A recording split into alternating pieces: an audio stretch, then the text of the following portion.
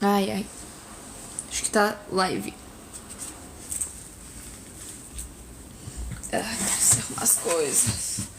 Enfim, galera. Tomara que isso daí fique assim e não caia. Eba. Deixa eu pé. Senão, aí mesmo que vai cair. Então, gente, meu nome é Eli. Eu não vou olhar pra câmera por causa que esse óculos é pra ler no ângulo longe, senão eu tenho que fazer assim, tipo a Edna. E eu não sou a Edna. A gente vai ler o capítulo 6 de Percy Jackson e os Olimpianos hoje. Assim que carregar. Vamos lá. Tá. Gente do céu, eu já não leio igual eu li antes. Enquanto eu vou procurando aqui. Oi, meu nome é Eli, eu sou do acampamento Elísio. A gente faz eventos de Percy Jackson na região de Porto Alegre. O nosso próximo evento vai ser dia 10 de janeiro, na Praça Itália, que é atrás da Praia de Belas. Gente do céu. 6. Eu sou trouxa, eu tô clicando no coisa e a coisa não está indo. Hahaha. Eba, eu adoro a minha vida. Aqui. Via de dedo. 4. 5. E é o próximo. Eba.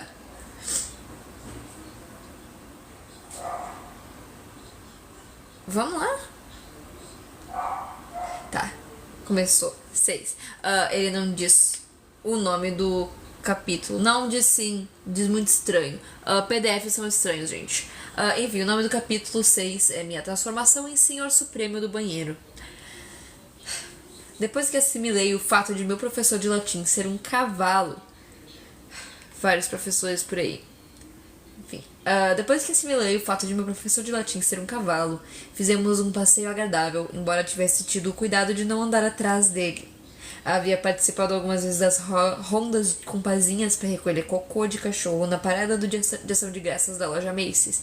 E, lamento dizer, não confiava na parte de trás de Kiron tanto quanto confiava na frente. A gente sabe por quê. Passamos pela quadra de vôlei. Diversos campistas se cutucaram. Um deles apontou para o chifre de minotauro que eu carregava. Um outro disse: "É ele!" A maioria dos campistas era mais velha que eu. Seus amigos sátiros eram maiores que Grover. Todos trotando de um lado para o outro de camisetas cor de laranja do acampamento meio sangue. Sem nada para cobrir os traseiros peludos à mostra. Eu normalmente não era tímido, mas o modo como olhavam para mim me deixou um pouco à vontade. Era como se esperassem que eu desse um salto mortal ou coisa assim. Olhei para a casa da fazenda atrás de mim. Era muito maior do que eu pensara. 4 andares, azul céu com acabamento em branco, como um hotel de veraneio de primeira classe à beira-mar. Eu estava conferindo o catavento de latão em forma de águia no topo quando algo me chamou a atenção. Uma sombra na janela mais alta do sótão. Alguma coisa havia mexido na cortina. Só por um segundo, tive a nítida impressão de que estava sendo observado. "O que há lá em cima?" perguntei a Kiron. Ele olhou para onde eu estava apontando e seu sorriso desapareceu. "Apenas o sótão." "Mora alguém lá?" "Não," disse em tom definitivo. "Nenhuma coisa viva." Tive a sensação de que ele falava a verdade, mas também tinha certeza de que algo havia mexido naquela cortina. "Venha, Percy," disse Kiron, o tom despreocupado agora um pouco forçado. "Há muito para ver." Caminhamos pelos campos de morangos, onde campistas colhiam alqueires de morangos, enquanto um sátiro tocava uma melodia numa flauta de bambu. Kiron me contou que o acampamento cultivava uma bela safra para exportar para os restaurantes de Nova York e para o Monte Olimpo. "Paga as nossas despesas," explicou. "E os morangos não exigem esforço quase nenhum." Ele disse que o Sr. D produzia esse efeito sobre plantas frutíferas. Elas simplesmente enlouqueciam quando ele estava por perto. Funcionava melhor com as vinhas, mas O Sr. D estava proibido de cultivá-las, portanto, em vez delas, eles plantavam morangos. Observei o sátiro tocando flauta. A música fazia com que filas de insetos saíssem dos canteiros de morangos em todas as direções, como se fugissem de um incêndio. Imaginei se Grover podia fazer esse tipo de mágica com música. Imaginei se ainda estava dentro da casa, levando broncas do Sr. D. Grover não vai ter muitos problemas, vai? Perguntei a Kiron. Quer dizer, ele foi um bom protetor, sem dúvida. Kiron suspirou.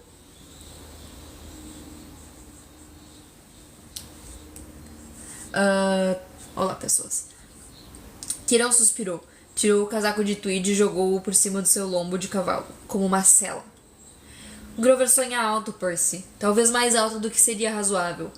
Para atingir seu objetivo, ele precisa primeiro demonstrar uma grande coragem, tendo sucesso como guardião, encontrando um novo campista e trazendo-o em segurança à colina meio-sangue.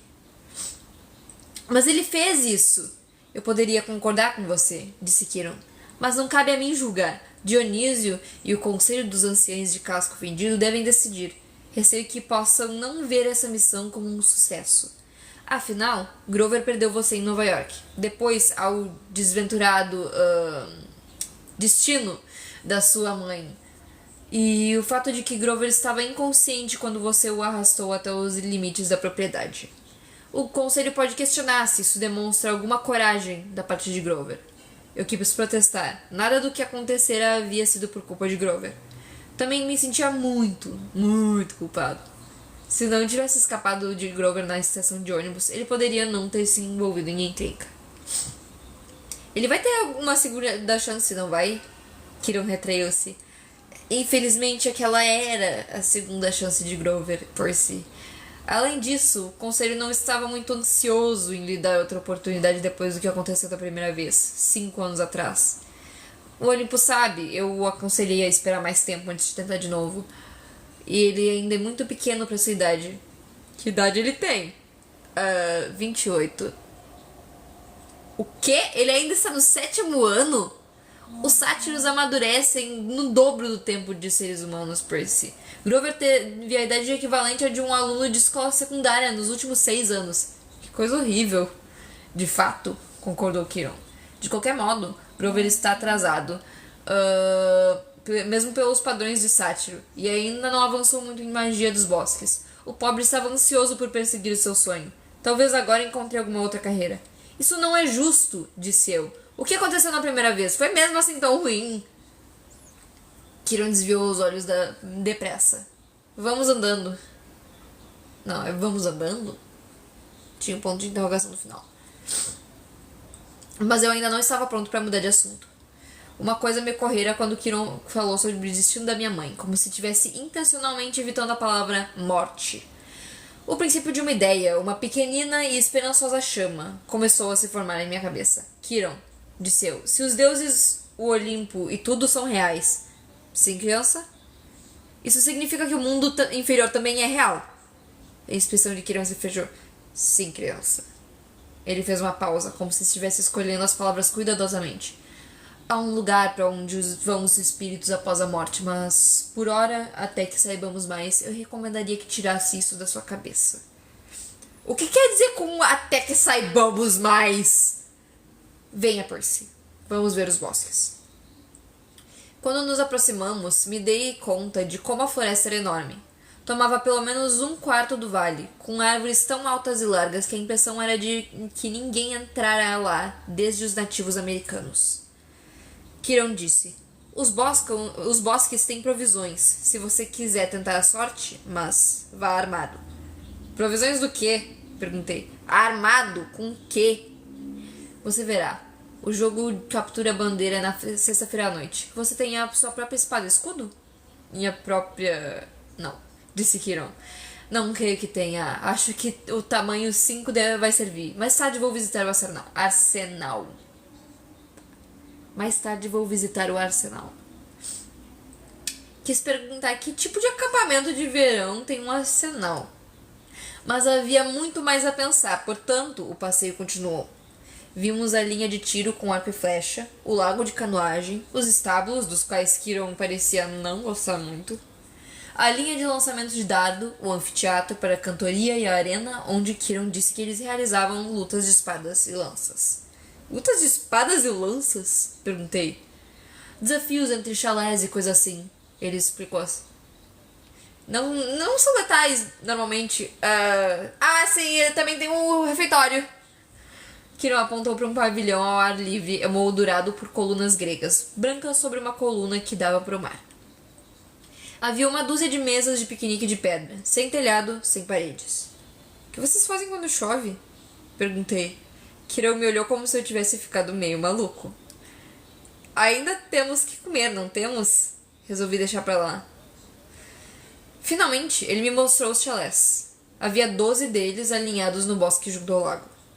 Estavam dispostos em U, 2 na frente e 5 enfileirados de cada lado.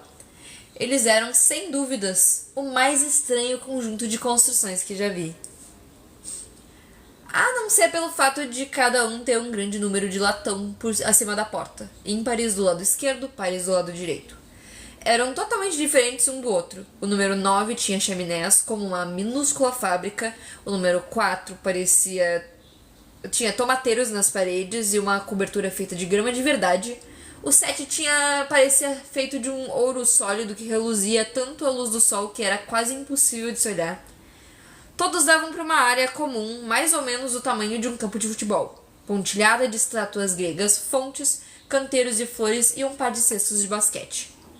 O que era mais a minha praia. No centro do campo havia uma enorme área de pedras como uma fogueira.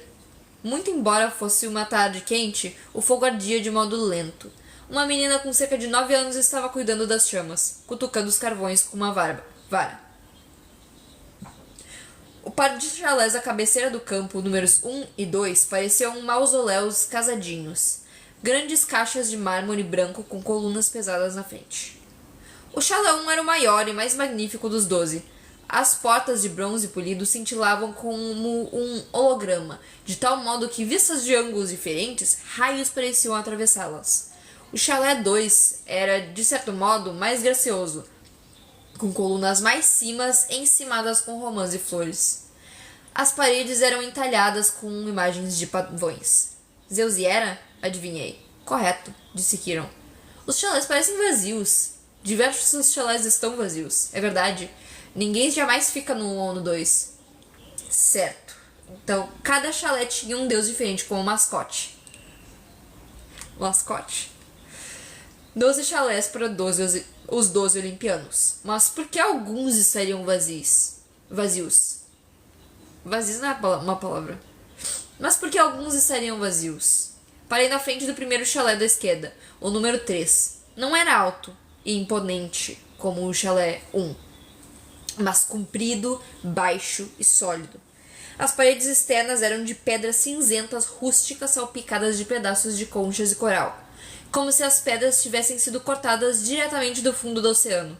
Espirei para dentro da porta aberta e Kiron disse: "E eu não faria isso." Antes que ele pudesse me puxar de volta, senti o odor salgado do interior, como o vento da praia de Montauk. As paredes internas brilhavam como madrepérola. Havia 6 beliches vazios, com lençóis de seda virados para cima. Mas não havia indício de que alguém já tivesse dormido lá. O lugar parecia tão triste e solitário que fiquei contente quando Kiron pôs a mão no meu ombro e disse: "Vamos por si." A maioria dos outros chalés estava abarrotada de cambistas. O número 5 era vermelho vivo, uma pintura muito mal feita, como se a cor tivesse sido jogada a esmo com baldes e mãos. O telhado era forrado de arame farpado. Uma cabeça de javali empalhada estava pendurada acima da porta e seus olhos pareciam me seguir. Dentro pude ver um bando de meninos e meninas mal encarados disputando quebra de braço e discutindo enquanto o rock tocava às alturas. A mais barulhenta era uma menina de 13 ou 14 anos. Usava uma camiseta do acampamento meio sangue, tamanho GGG, embaixo de um casaco camuflado. Ela mirou em mim e lançou um maldoso olhar de desespero. Desprezo! Um maldoso olhar de desprezo. Fez lembrar Nancy Bobofet, só que a menina do acampamento era muito maior e de aparência mais cruel. Seu cabelo era comprido, esticado e castanho, em vez de vermelho. Continuei andando, tentando ficar longe dos cascos de Kiron. Ainda não vimos outros centauros, observei. Não, disse Kiron chateado. Infelizmente, meus parentes são uma gente selvagem e bárbara. Você pode encontrá-los no mato ou em eventos desportivos importantes, mas não verá nenhum aqui. Você disse que seu nome é Kiron, você é mesmo? Ele sorriu pra mim. O Kiron das histórias, instrutor de Hércules e tudo aquilo? Sim, Percy, eu sou. Mas você não deveria estar morto? Kiron fez uma pausa, como se a pergunta intrigasse. Honestamente, não sei nada sobre o devia. Mas a verdade é que eu não posso estar morto. Entenda, há muitas eras os deuses consideram meu desejo. Pude continuar o trabalho que adorava. Pude ser um mestre de heróis enquanto a humanidade precisasse de mim. Ganhei muito com aquele desejo, e renunciei a muito. Mas ainda estou aqui, portanto só posso presumir que ainda sou necessário. Sim, eles precisam de uma babá. Pensei sobre ser um professor por 3.000 anos. Isso não estaria na minha lista das 10.000 coisas mais desejadas. Isso nunca fica chato? Não, disse ele. Horrivelmente deprimente às vezes, mas nunca chato. Por que deprimente? Kiron pareceu ficar com alguma deficiência auditiva de novo. Ah, olhe, Annabeth está esperando por nós. A menina loira que eu conhecera na casa grande estava lendo um livro na frente do último chalé da esquerda, o número 11. Quando nos aproximamos, ela olhou para mim com um ar crítico, como se ainda estivesse pensando em como eu babava. Tentei ver o que ela estava lendo, mas não consegui distinguir o título. Achei que fosse a minha dislexia em ação, então me dei conta de que o título não era sequer em inglês. As letras pareciam grego para mim, quer dizer, literalmente grego. Havia figuras de templos e estátuas de diferentes tipos de coluna, como em um livro de arquitetura. Annabeth, disse Kiron, eu tenho aula de arco e flecha para mestres ao meio-dia. Você cuidaria de Percy a partir daqui? Sim, senhor. Chalé 11, Kiron disse para mim, fazendo um gesto em direção à porta. Sinta-se em casa. Entre todos os chalés, o 11 é o que mais parecia um velho chalé comum de acampamento de verão. Com ênfase no velho. A soleira estava desgastada, a pintura marrom descascando. Acima do vão da porta havia um daqueles símbolos de médico, um bastão alado com 2 serpentes enroscadas nele. Como é que se chamavam aquilo mesmo? Um caduceu. Dentro estava abarrotado de gente, meninos e meninas, em um muito maior número que os biliches. Sacos de dormir estavam espalhados por todo o piso. Parecia um ginásio onde a Cruz Vermelha estabelecera um centro de refugiados. Kiron não entrou. A porta era muito baixa para ele. Mas quando os campistas o viram, todos se puseram em pé e fizeram uma reverência respeitosa. Então tudo bem, disse Kiron. Boa sorte, Percy. Vejo você no jantar. Ele partiu a galope rumo à linha de arco e flecha. Fiquei em pé no vão da porta, olhando a garotada. Não estavam mais se curvando, olhavam para mim, medindo-me com os olhos. Conheço essa rotina. Havia passado muito por elas em muitas escolas. Senhora. Tudo bem? Instigou Annabeth. Vai em frente. Então, naturalmente, tropecei ao passar pela porta e fiz um completo papel de bobo. Houve algumas risadas dos campistas, mas nenhum deles disse nada. Annabeth anunciou. Percy Jackson, apresento-lhe o Chalé 11. Normal ou indeterminado? Perguntou alguém. Eu não sabia o que dizer, mas Annabeth disse. Indeterminado. Todos gemeram. Um cara era um pouco mais velho que o restante e chegou pra frente. Vamos, campistas. É pra isso que estamos aqui. Bem-vindo, Percy. Você pode ficar com aquele ponto do chão logo ali. O cara tinha cerca de 19 anos e parecia muito legal. Era alto e musculoso, com cabelo cor de areia, aparado curto e um sorriso amigável. Usava uma camisa regata laranja, calças cortadas, sandálias e um colar de couro com 5 contas...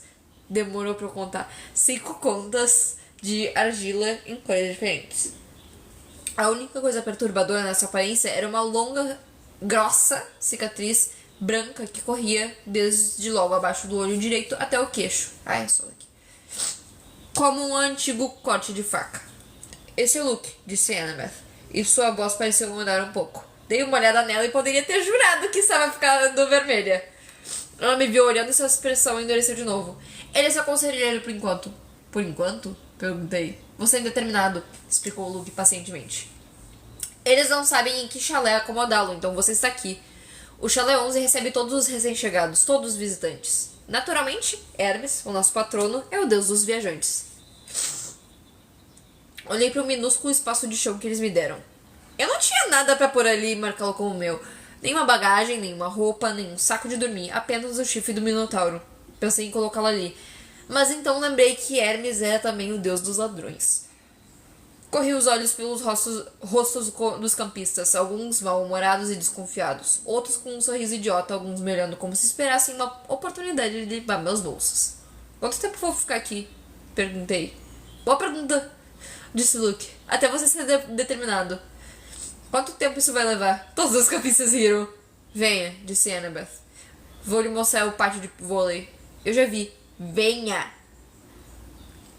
Ela agarrou meu pulso e me arrastou pra fora. Pude vir o pessoal do chalé dando risadas atrás de mim. Quando estávamos a poucos metros de distância, Annabeth disse: Jackson, você precisa fazer melhor do que isso. O quê? Ela revirou os olhos e murmurou baixinho. Não posso acreditar que achei que você fosse um cara. Qual é o seu problema?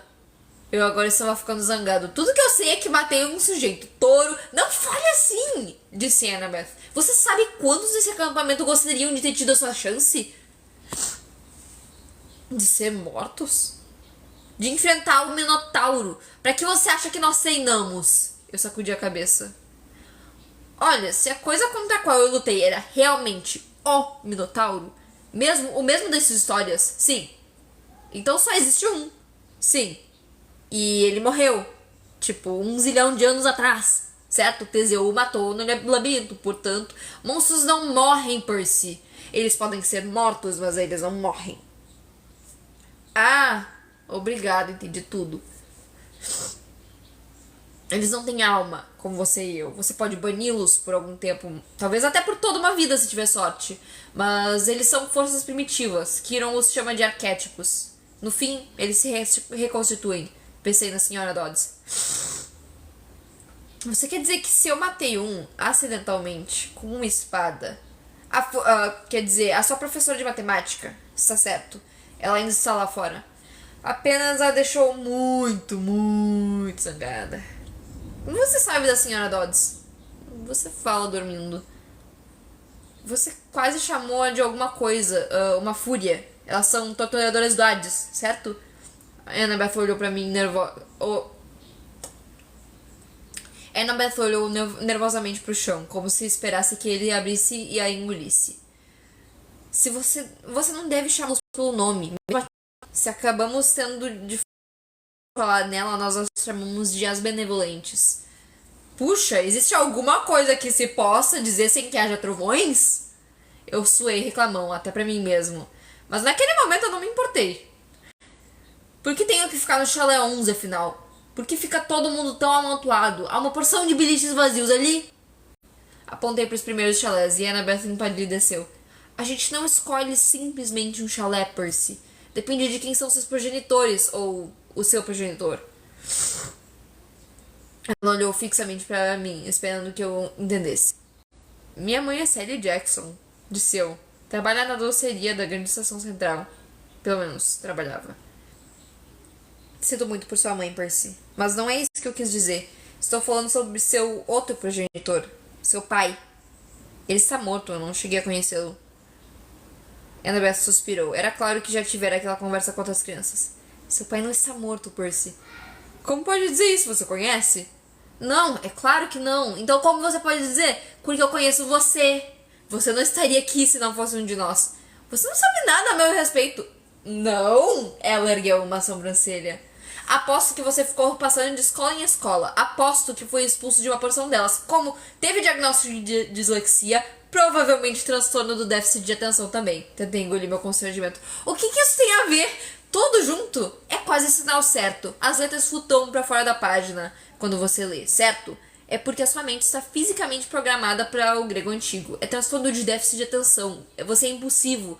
Não consegue ficar quieta na classe. Isso são seus reflexos de campo de batalha. Numa luta real, eles o manterão vivos. Quanto aos problemas de atenção, isso é porque enxerga demais, Percy, não de menos. Seus sentidos são mais aprimorados que os de um mortal comum. É claro que os professores querem que você seja medicado. Eles são, em maioria, monstros. Não querem que você os veja como são. Você parece... Você passou pelas mesmas coisas? A maioria das crianças aqui passou. Se você não fosse um de nós, não poderia ter sobrevivido ao Minotauro. Muito menos a ambrosia e o néctar. Ambrosia e néctar. A comida e a bebida que estávamos dando a você para curá-lo. Aquilo teria matado um garoto normal. Teria transformado seu sangue em fogo e seus ossos em areia e você estaria morto. Encare os fatos. Você é um meio-sangue. Um meio-sangue. Minha cabeça estava girando com todas as perguntas que eu não sabia por onde começar. Então uma voz rouca gritou: Ora, ora! Um novato! Dei uma olhada. A menina grandalhona do chalé, feito feio e vermelho, vinha andando A menina grandalhona do chalé feio e vermelho vinha andando lentamente em nossa direção. Havia 3 outras meninas atrás dela, todas grandes, feias e de aparência malvada como ela, todas usando casacos camuflados. Clarice, suspirou a Annabeth, por que você não vai polir sua lança ou coisa assim? Certo, senhorita princesa, disse a grandalhona, para poder atravessar você com ela na sexta-feira à noite. Eres coracas, disse Annabeth, o que eu de algum modo entendi que era vá para os corvos, em grego, embora tivesse a sensação de que devia ser uma praga pior do que parecia. Você não tem chance. Vamos transformá-la em pó, disse Clarice, mas seu olho se crispou. Talvez ela não tivesse certeza de poder cumprir a ameaça. Voltou-se para mim. Quem é esse nanico? Percy Jackson, disse Annabeth. Essa é Clarice, filha de Ares. Eu pisquei. Tipo, o deus da guerra? Clarice sorriu desdenhosa. Você tem algum problema com isso?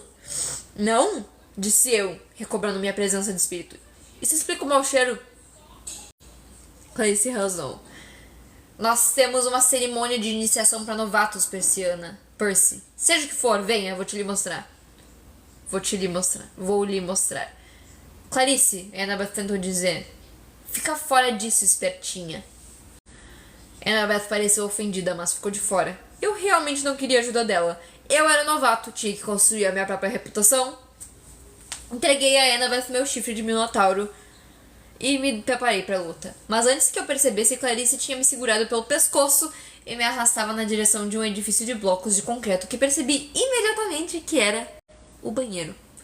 Eu chutava e dava murros no ar. Já tinha estado em muitas brigas antes. Mas aquela Clarice grandalhona tinha umas mãos de ferro. Arrastou-me para dentro do banheiro das meninas. Havia uma fileira de vasos sanitários de um lado e uma fileira de chuveiros do outro. Cheirava como qualquer banheiro público. E eu estava pensando, tanto quanto podia pensar com Clarice me arrancando os cabelos, que aquele lugar pertencia aos deuses. Eles deveriam poder comprar privadas melhores.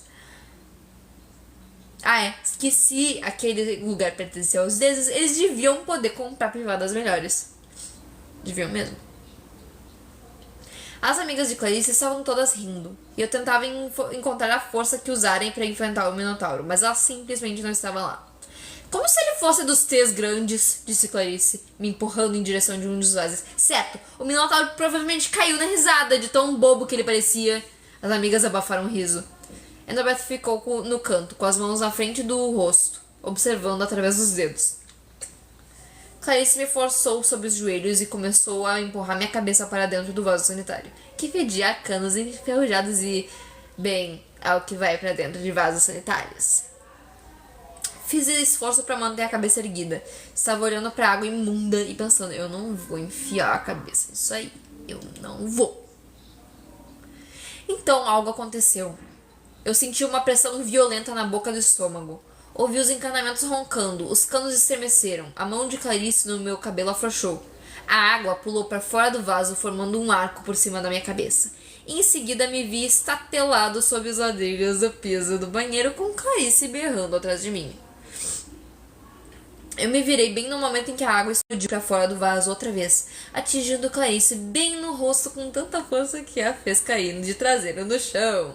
A água continuou jorrando em cima dela como um jato de uma mangueira de incêndio, empurrando-a para trás, para dentro de um boxe de chuveiro. Ela se debateu, esbaforida, e as amigas começaram a ir em sua direção. Mas então os outros vasos também explodiram, e mais 6 jorros de água de privada empurraram de volta. Os chuveiros também entraram em ação, e os dispositivos lançaram as meninas camufladas para fora do banheiro, fazendo-as rodopiar em pedaços de lixo sendo removidos com jatos de água. Assim, elas foram postas porta fora, senti a pressão das minhas entranhas se aliviar, e a água parou de rolar tão depressa quanto começara. O banheiro inteiro estava inundado. Annabeth não tinha sido poupada. Estava toda molhada e pingando, mas não fora empurrada para fora. Estava em pé imediatamente no mesmo lugar, me olhando em estado de choque. Olhei para baixo e me dei conta de que estava sentado no único ponto seco em todo o recinto. Havia um círculo de piso seco em volta de mim. Não havia nenhuma gota d'água nas minhas roupas. Nada. Levantei com as pernas trêmulas. Annabeth disse: "Como você?" Eu não sei. Caminhamos até a porta do lado de fora. Clarice e as amigas estavam prostradas na lama e um bando de outros campistas se reuniram em volta para olhar, perplexos. O cabelo de Clarice estava colado no rosto, o casaco camuflado estava encharcado e ela cheirava esgoto. Ela me lançou um olhar de ódio absoluto. "Você está morto, novato. Totalmente morto." Talvez eu devesse ter deixado pra lá, mas disse: "Quer gargarejar com água de privada de novo, Clarice? Cala essa boca!" Ai, ai, ai. As amigas tiveram que segurá-la. Arrastaram-na para o chalé enquanto os outros campistas abriam um caminho para evitar seus braços e pernas que esperneavam. Annabeth olhou para mim. Eu não sabia dizer se ela estava apenas enjoada ou zangada comigo por encharcá-la. "O que foi?" perguntei. "O que está pensando?" "Estou pensando", disse ela, "que eu quero você no meu time para captura bandeira." E assim acabar o capítulo 7. Deu por hoje. Oh, two things in my room.